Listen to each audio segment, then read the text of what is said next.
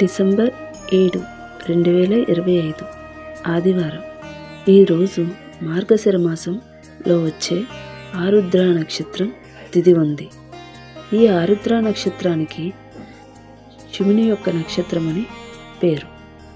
శివుణ్ణి శివరాత్రి, కార్తీక మాసాలలో భక్తులు ఎక్కువగా పూజిస్తారు.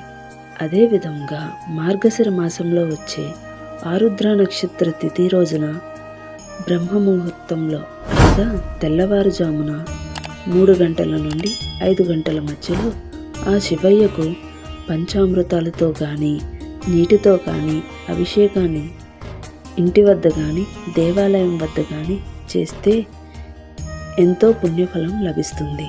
ఆ బ్రహ్మముహూర్తంలో ఓం శ్రీ వర్ధనాయ నమః అని ఆ శివయ్యను జపిస్తే ఎన్నో జన్మల పుణ్యఫలం లభిస్తుంది.